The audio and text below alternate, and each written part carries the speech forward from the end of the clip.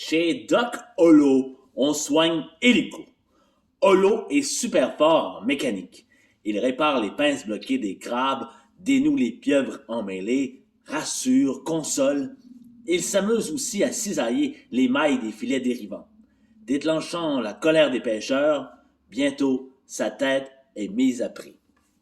Il s'agit d'un album que je vous présente ici, Holo, naissance d'un héros. C'est l'histoire d'un requin aux éditions Sarbacane de Didier Levy. C'est l'auteur et le dessinateur, l'illustrateur, c'est Pierre Vaquez. Je dis l'illustrateur, mais si je ne me trompe pas, il s'agit plutôt d'un graveur. Donc, je ne sais pas exactement quelle est sa technique. C'est le troisième album qui nous offre ce graveur/illustrateur-là, Pierre Vaquez, parce qu'il nous avait aussi donné Le Train Fantôme et Aspergus. À chaque fois, les dessins sont magnifiques, différents de ceux à quoi on est habitué. Donc, Holo, naissance d'un héros, c'est l'histoire d'un requin, comme je vous disais, qui tombe sur une épave qui a échoué depuis fort longtemps au fond de l'océan.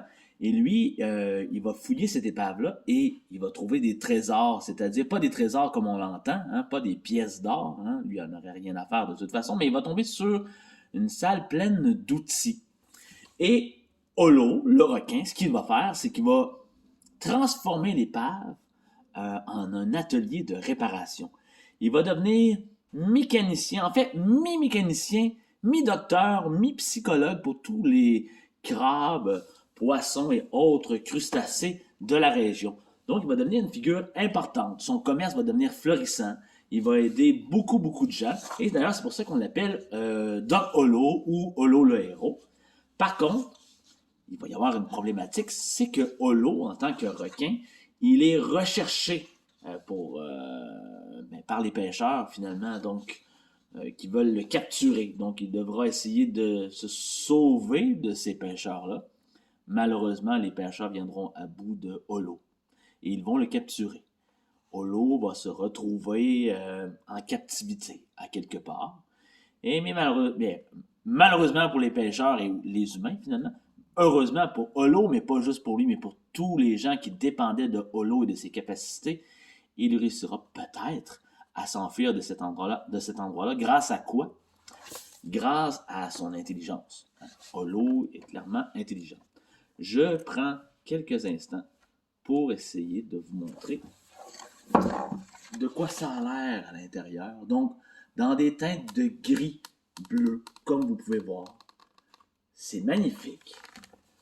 Quasi fantastique, même si on doit se l'avouer, les dessins sont plutôt réalistes. Donc, une superbe histoire. Vous avez vu visuellement, c'est magnifique. C'est différent aussi, ça sort du lot, ça sort de l'ordinaire. Et l'histoire est assez intéressante aussi. Un peu plus de texte qu'un album 3 ans et plus. On est plus dans le 5, 6, 7 ans et plus, je vous dirais, de ce côté-ci. Donc, voilà, je vous laisse là-dessus. Holo, naissance d'un héros, édition Sarbacane. Je vous le conseille fortement, sorti en l'automne 2022 de Didier Levy et Pierre Vaquez. Voilà, merci beaucoup. À très bientôt. Je vous dis à très bientôt pour d'autres lectures jeunesse.